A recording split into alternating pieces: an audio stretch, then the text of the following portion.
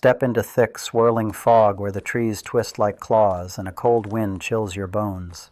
Hear distant howls echo just out of sight. Someone, breathing heavy, lantern shaking, steps past a fallen log into the darkness.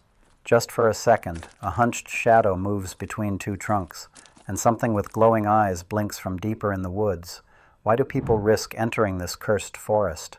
What summons these haunted creatures? And what happens if you meet one face to face? So here's how it usually starts. There's a dare, a legend, maybe just plain curiosity. Someone, or sometimes a whole group of friends, hears about a way to summon something from the haunted woods. Maybe it's passed down from older siblings or found buried in an online forum, or maybe written on a scrap of paper with burnt edges tucked in an old library book. The details of the ritual change from town to town, but all of them need three things. First, darkness, absolute, thick as velvet darkness where moonlight barely spills between the high branches. Second, an offering the spirits are supposed to like, a cracked mirror, a ring of salt, something belonging to you. And last, a promise to not look back, no matter what you hear behind you. Let me walk you through one of the most famous rituals that's making the rounds right now. It goes like this. Just before midnight, you walk alone into the deepest part of the woods where no flashlight seems strong enough. You're supposed to bring a candle, one that's been burned before but blown out halfway. You set up in a spot where moss covers broken stones. It always has to be somewhere forgotten. Next, you draw a circle around yourself with salt, careful not to break it. Then you close your eyes and whisper your own name backward 3 times. The moment you finish, you light the candle. People say that's when it happens. The air gets so cold it hurts to breathe. In one story, posted by a user called Nightpine on Reddit, she said she heard a voice whisper her name from behind a tree. It sounded like her little brother, but she swore he was at home asleep. She almost turned around but remembered the warning, "Don't look back." She said her candle guttered, the flame almost went out, and the bag of salt at her feet started shivering like something was trying to get in. She ran. She didn't look back, and she says she hasn't stepped foot in those woods since. Not everyone listens to the warnings. Take what happened to Ben, a 17-year-old who tried a different ritual with friends. They each took turns drawing strange symbols, twists and swirls, on the bark of an ancient oak with a piece of red chalk. Each mark was supposed to be a wish or a secret.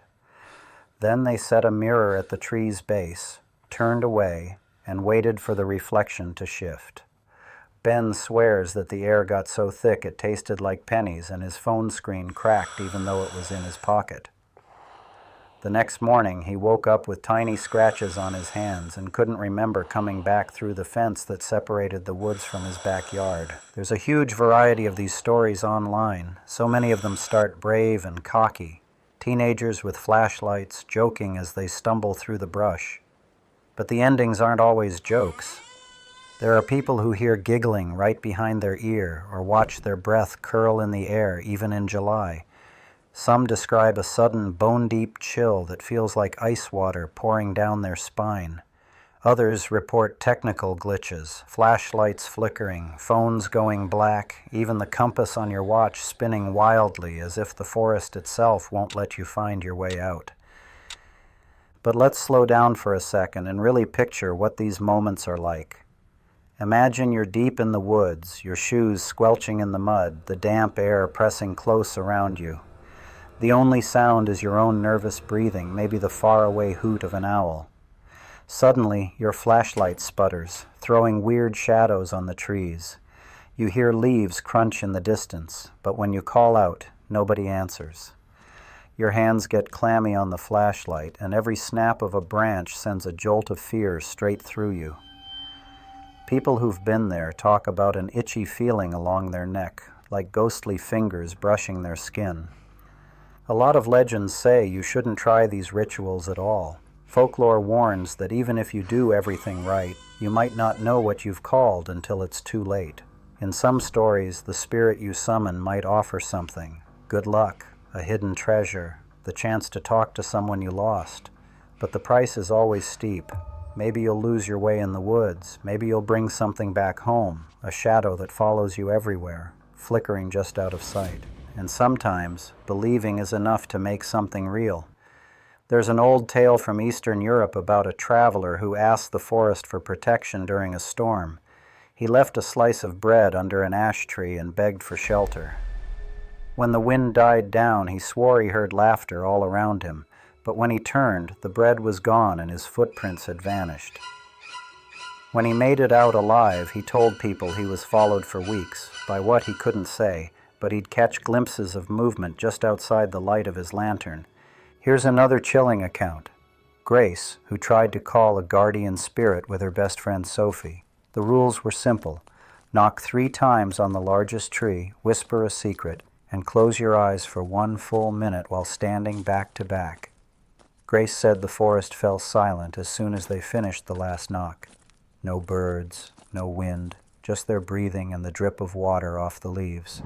Sophie reported feeling someone grab her shoulder, cold fingers digging in hard enough to leave bruises.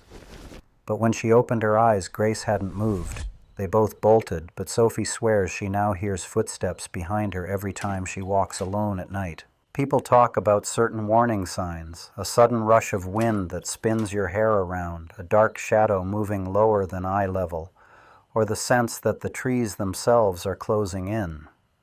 Sometimes the ritual seems to work, but not in the way you expect.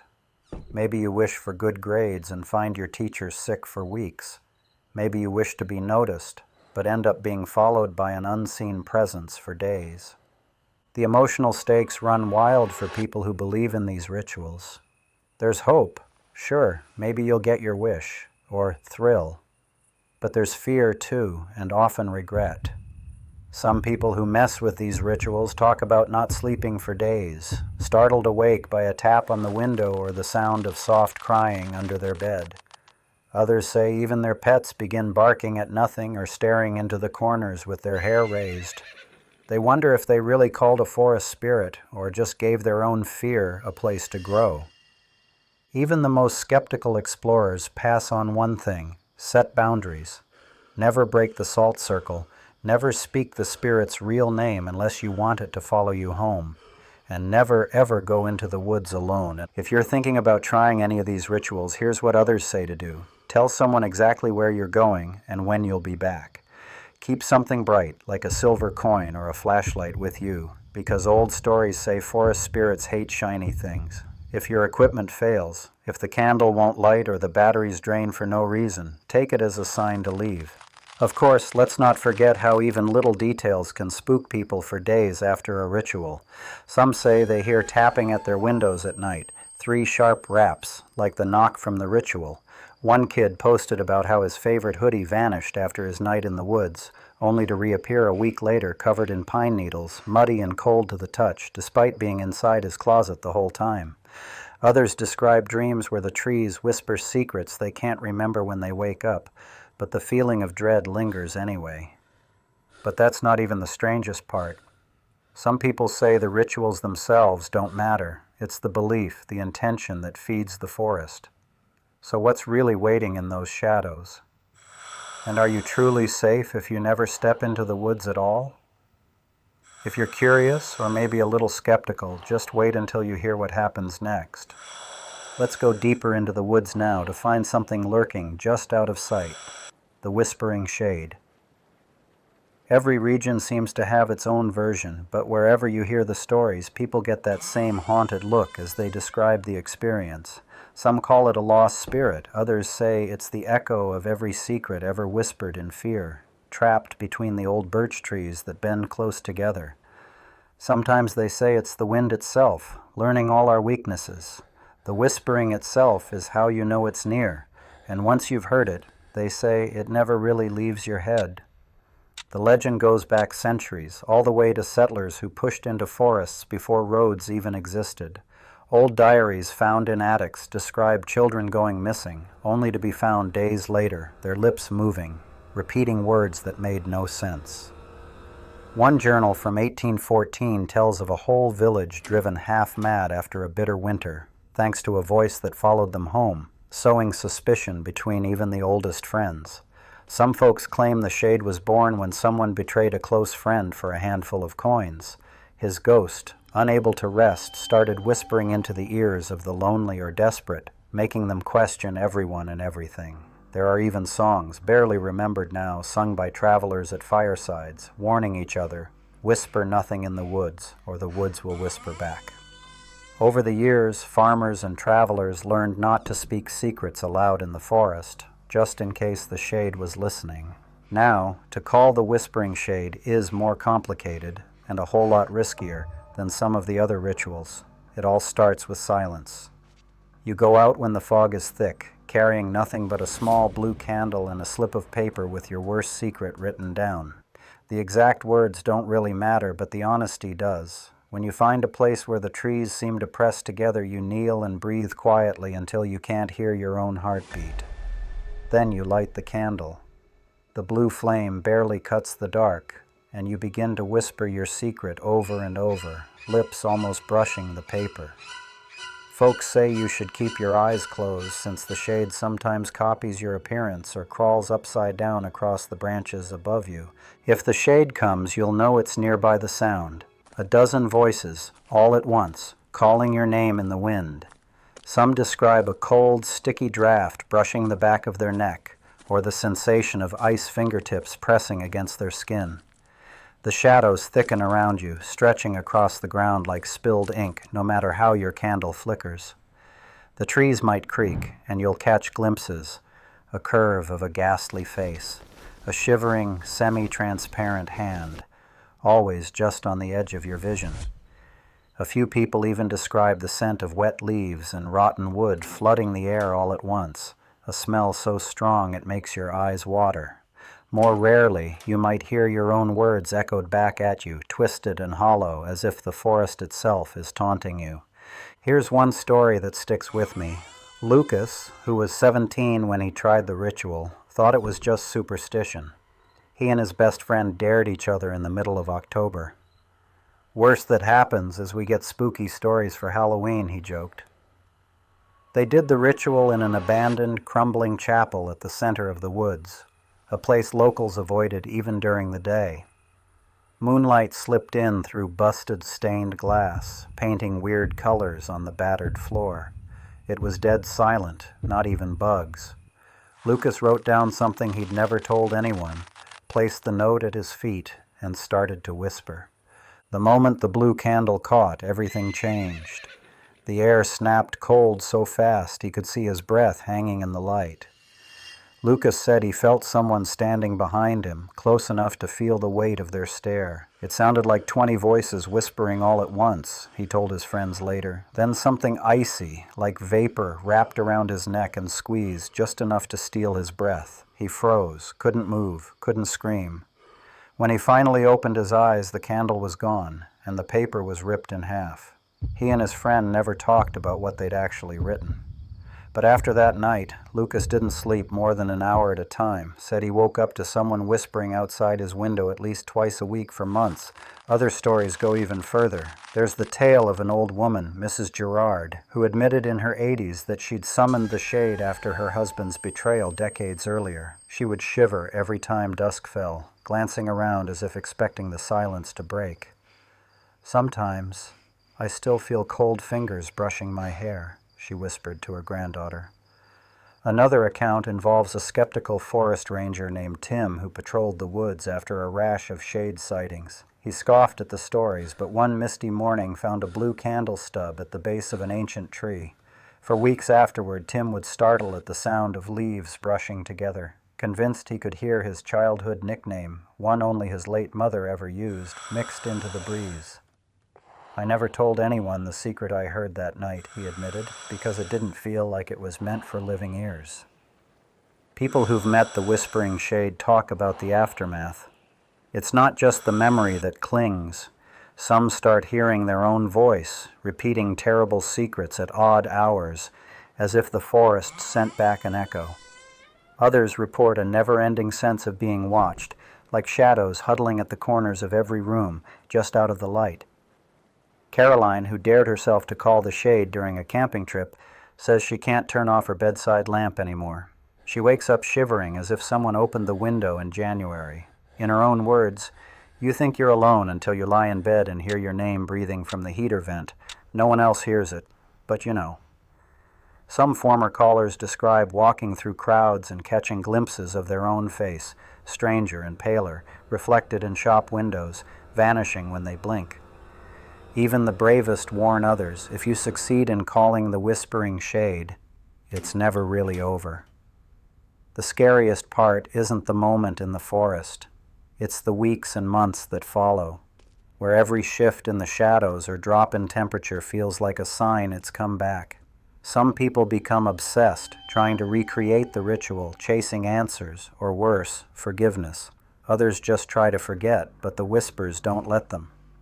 One person described it as living with a question you can never answer, a chill that follows you through every season.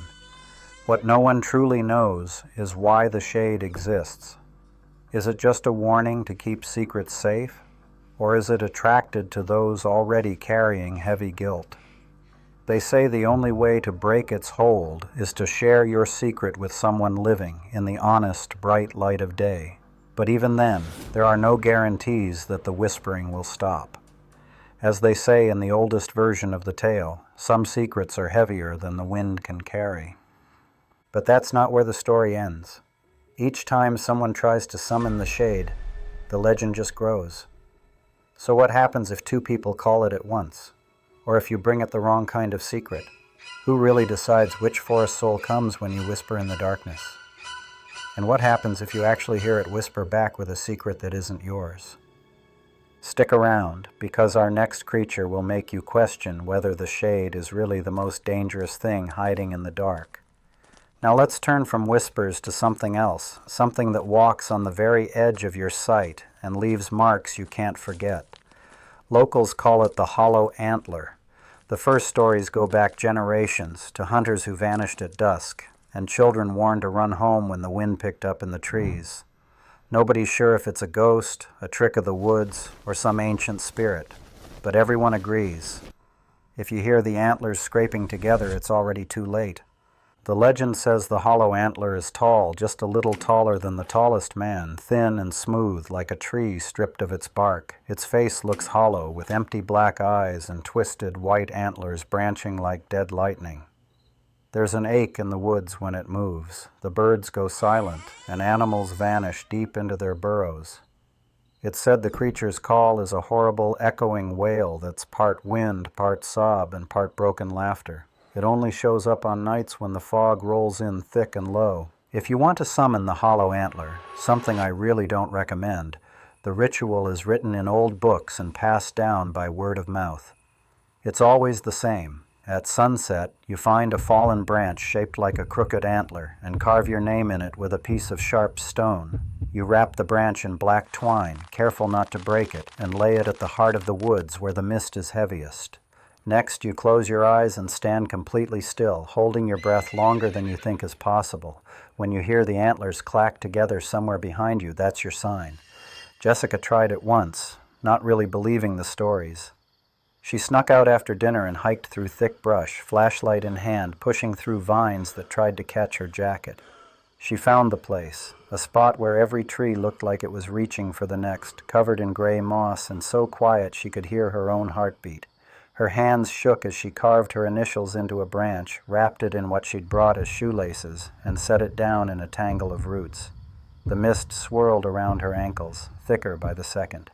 She held her breath, her chest burning. Then the sound came, not just the antlers scraping, but something moving, sliding, breathing slow and deep. The temperature dropped and the air tasted sharp, like metal. Her flashlight flickered, then died. Jessica stood frozen, hearing the scraping draw closer, a sound like bone on bark, slow and measured. Every instinct screamed at her to run, but she couldn't move. She never saw the creature fully, just a towering, antlered silhouette drifting behind the trees. The fog seemed to part around it, swirling in strange shapes. She said it felt like being watched by something ancient, inhuman, and hungry. Let's pause and imagine what Jessica must have felt in that moment. Alone in the woods, the air pressed in heavy, and the silence after the scraping was almost worse than the sound itself. She said later, "It felt like the world just stopped breathing. Every step it took, I could feel in my bones, like it was echoing inside me. You can picture her eyes darting to the shadows, feeling the brush of icy mist on her cheeks, the rough bark scraping her palm as she gripped a tree for support. The forest, usually so full of life and noise, suddenly felt like an empty, endless hallway. Jessica's story isn't the only one.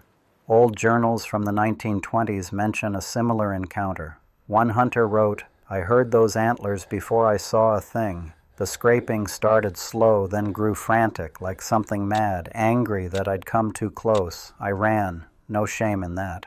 The hunter claimed he lost 3 days in the woods, ending up miles from where he'd started, hands caked with mud and pockets turned out. Local historians say maps show unusual symbols drawn near the deepest parts of the forest, twisted, looping lines that look oddly like antlers in profile. After what felt like hours, Jessica finally managed to move, bolted back through prickly undergrowth, branches clawing at her arms. She tripped, fell, and scrambled up, never once daring to look back. When she finally burst out of the woods, her shoelaces were gone and there were thin scratches all over her coat and skin, even though she didn't remember falling. Her friends say she wasn't the same afterward, nervous, quiet, always glancing at windows and the tree line behind her house. After encounters like these, people talk about little things that make you feel like the hollow antler is still nearby. The feeling of rough, prickly branches brushing across your skin even when you're safe in bed, waking up with your blankets tangled around your feet, as if something tried to drag you just a little. Some say their pets refuse to go near the woods at all, whining and scratching at the door even hours after a foggy night. Folks in the nearest town whisper about the signs, deep, perfect hoof prints in patches of moss where no deer could stand, or clusters of broken twigs arranged like antlers at the end of driveways. There's one story about a hiker who found a backpack half buried in mud, with only a bundle of black twine and a rock inside, no sign of the person who'd brought it there. The hollow antler doesn't always come when you call it. Sometimes the ritual fails, and all you get is silence. But sometimes, even when you don't call it at all, it finds you anyway, drawn to people who are lost, guilty, or just too curious for their own good. Stories tell of kids who disappeared after bragging they'd summoned it, only for their favorite hoodie, torn and muddy, to show up weeks later on a stump at the forest's edge. Grown-ups sometimes whisper about a neighbor who never came home after a midnight walk, and the way the dogs still bark at empty fields. Even if you survive, the hollow antler leaves its mark. Jessica says she still hears antler clacks in her dreams, and sometimes on foggy mornings she wakes to find muddy footprints on her porch, too wide, too long for any person. Other people report seeing antler-shaped shadows in the moonlight, or a single black feather left on their pillow as a warning. Here's what those who believe say: if you ever meet the hollow antler, never run, never make a sound. Keep your head down, break line of sight, and walk, slowly, never looking back, out of the mist. If things go wrong, leave something behind, a bracelet, a handful of coins, a piece of your own hair, so the creature takes it instead of you. The emotional aftermath of these encounters hits hard. Even after escaping, people talk about feeling cold for days, unable to shake the sense that something's still watching. Their dreams twist with images of antlers breaking through their bedroom walls, or forests that never have an end. But it's not just fear that lingers, it's a kind of sorrow too, a heavy, haunted feeling. Some say the hollow antler carries away the parts of you that were curious or brave. Maybe that's why so many who return from the woods aren't quite the same. They'll sit quiet at dinner, barely noticing their food, sometimes reaching up to the back of their neck without knowing why, as if checking for scratches they can't see. It's not unusual for them to avoid mirrors or keep their windows shut tight no matter how hot it gets at night. But all these stories leave one big question hanging. Is the hollow antler just a ghost from the old days, or is it still hunting for new names to carve into the heart of the woods? And what happens to the ones who never make it out? In a minute, let's dig into the clues left behind and see if there's any hope for those who cross paths with the hollow antler. Now picture a different kind of haunting, one that comes not with screams or whispers, but with a single flickering light deep in the trees. This is the lantern wraith, a spirit said to wander the darkest part of the woods, forever looking for the way home. The stories about it are strange and stubborn. Some call it the ghost of a lost traveler. Others say it's a punishment for those who betray the forest. Legends tell that the lantern wraith first appeared centuries ago. Old-timers in mountain towns whisper about a green light that floats along forgotten trails. They say it's the soul of someone who strayed from the path on a foggy night, never to return. Some folks tell stories around campfires with faces lit orange and shadows flickering high on their tent walls. In the most remote villages, the lantern wraith is more than a bedtime story. It's a warning not to wander after dark. Picture an old lantern, flickering with cold green fire, swaying too high to be carried by any person. Witnesses report glimpses between branches, a figure wrapped in shadow and tattered robes with only a faint, sorrowful face sometimes visible when the wind blows just right. The lantern wraith never speaks with a normal voice. Instead, you hear hushed whispers, like lost thoughts, blowing through the trees with every step you take. Some people swear they feel a hand brush their shoulder, a touch as cold as ice water. To really understand what this creature is like, let's slow down and imagine that moment in the woods. You're walking, flashlight bouncing shadows off the mossy stumps and twisted roots. Then your light sputters, just for a split second, and something feels wrong, like the night itself is getting heavier. The silence deepens. There are no crickets, no owl calls, nothing but your own nervous breathing. And that's when you notice a pale, flickering glow up ahead, bobbing gently like it's hung on a branch.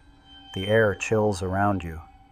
Your skin pricks up and your ears strain to catch those soft whispers, almost like someone mumbling a prayer or calling for help, except the words never quite come together. The main ritual to call the lantern wraith happens just after midnight. You're supposed to find a path where the grass has grown in thick, untouched by other people. At the center you set down a lantern, never an electric one, only an old-fashioned oil lamp with smoke stains on the glass. Then you light it with a match and wait. The air gets heavy, the fog swirls around your knees, and everything grows weirdly silent, like the forest is holding its breath. Michelle, a camper who thought she'd debunk the stories, tried it one summer, camping alone while the world slept. She set up camp right on the edge of an abandoned deer trail, found an antique lantern her grandparents left in the attic, and did the ritual. The air was thick and cold, as if the stars themselves had gone out. After a few minutes, Michelle saw a faint light bobbing between the tree trunks. At first she thought it was another camper, or maybe just fireflies, but it glowed brighter, turning her tent's walls emerald green. She picked up her own lantern to investigate, heart pounding so loud it echoed in her ears. The closer she crept to the flickering glow, the colder she felt, until every breath looked like smoke and her fingers went numb. Then she heard whispering, too quiet to make out words, like voices lost underwater. Suddenly her lantern's light stretched upward, wavering as if the flame was pulled toward the sky. In the distance, Michelle finally saw it, a figure gliding past the trees, the green lantern swaying from impossibly long fingers. The wraith's face was hidden beneath a dirty hood, but she caught a glimpse of eyes shining with a cold, desperate light. The thing floated rather than walked, passing through branches thick enough to stop any living thing. Michelle froze, too afraid to move. The light vanished with the wraith, like a candle snuffed out in a gale. All at once, sound rushed back. Wind, leaves rustling, coughing as the warmth slowly returned. When Michelle stumbled back to her tent, she found every zipper halfway open and a pile of dried leaves inside. The air smelled faintly of smoke and something sharp, almost like vinegar. She didn't sleep that night, stuffing her ears with her coat and turning on every flashlight she had, even though the batteries kept dying. On the way home, her GPS glitched and led her in circles for 2 hours, even after she left the woods behind. Michelle isn't alone. Another hiker, Eric, told his story online in a post that quickly went viral. He said he'd been out trail running just before dawn when a green glow appeared behind him, darting between tree trunks. I kept thinking my eyes were playing tricks, but then I heard it, whispers everywhere, like someone was breathing in both of my ears at once, Eric wrote. He ran, feeling ice across his back and the weight of someone's gaze, but looking back showed only darkness. When he got home, mud covered his shoes, and he found tall, spindly handprints pressed into the dust on his car door. To this day, he hears those whispers any time he walks under pine trees at night. People who've met the lantern wraith say there are always warning signs. If your lantern flickers green, leave. If you hear whispering but see no one, move fast but stay quiet. If you feel an icy hand, drop your lamp and run for the nearest open space without looking back. Some hikers describe a sudden drop in temperature, the kind that makes your breath fog and your hair stand on end right before the wraith appears. A ranger named Mark reported patches of ground covered in frost, even in the middle of July, after spotting that same green glow drifting over the lake at midnight. Some campers, hikers, and even rangers talk about seeing green lights in the trees or finding fresh footprints next to puddles on a clear night. Others spot strange symbols scratched into boulders along forgotten trails, marks they say keep the wraith away, if only for a little while. Some carry a silver coin, a piece of sage, or a small bell for protection, in hopes the wraith will leave them alone. There's even a local legend that says tying a ribbon from your shirt to a tree branch will confuse the wraith, tricking it into following the fabric instead of you. The long-term effects of these encounters go beyond just fear. Michelle says she avoids forests altogether now, even on sunny days. Sometimes she wakes up in the middle of the night to the smell of burning oil and sees green flashes through her curtains, even though she lives miles from the closest woods. Eric dreams of endless forests, always running, chased by flickering lights he can't escape. Others have taken to leaving lanterns on their porch just in case the wraith needs to find its way, but some say this only attracts the spirit closer. So what is the lantern wraith really looking for? Is it just a lost soul desperate for peace? Or does it lure the living so it won't be alone anymore? And if you see that green light shining through your window tonight, what will you do? Up next, we're diving into an even darker legend, one with secrets buried deep in the heart of the forest. Don't look away now.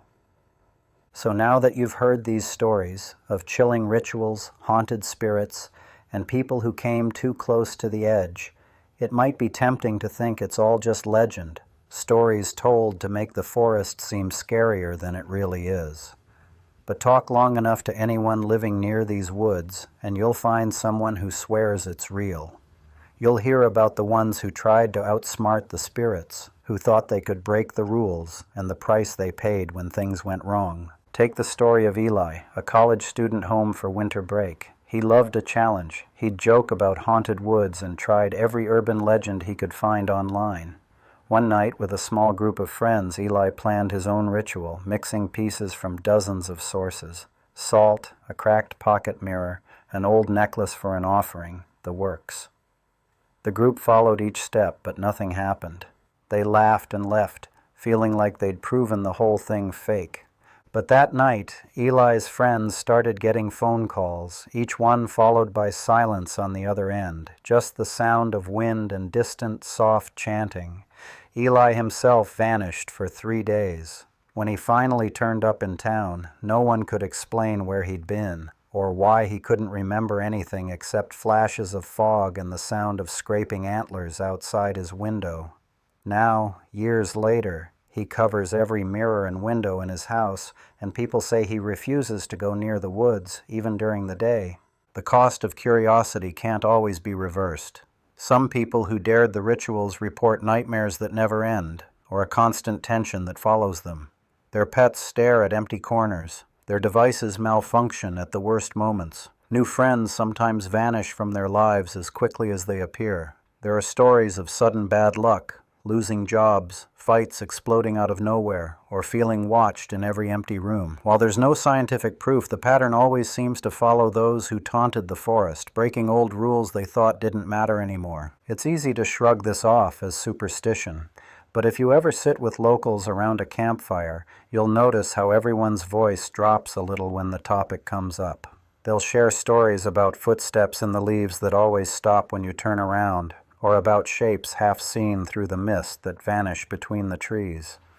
There's a heaviness to the silence that settles in, and sometimes just for a second you might even feel the prickle of eyes on your back. Here's the truth. Whether you choose to believe in these stories or not, there's a reason the warnings exist. Every time someone ignores them, the forest takes notice. Maybe it's just the way legends work. As long as people remember the danger, the boundary between our world and theirs holds. But once you cross it, even out of boredom, the woods don't always give back what you expect. Sometimes a dare turns into a nightmare you can't wake from. Think twice before chasing down every mysterious light or answering a voice from deep between the trees. If there's one lesson buried in every cursed legend, it's that some things are meant to stay hidden. If you ever catch yourself in a foggy forest at midnight, lightning flickering above and something moving in the corner of your eye, remember what happened to those who didn't leave when they had the chance. Now, I'd love to hear your side. Have you ever felt watched, heard your name whispered when nobody's around, or seen strange lights just where the trees get thickest? Drop your own eerie stories in the comments below. Did something follow you home, or was it just your imagination running wild? And here's a final, chilling thought. For every story that gets told, there are dozens more that never see the light. What if the real secret isn't just about individual spirits, but about the whole forest?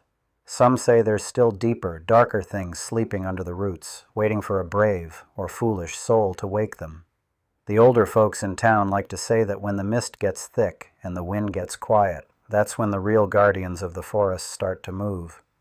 Maybe they're watching right now, just out of sight, waiting for someone to step out of line. That's a secret for another night, another story.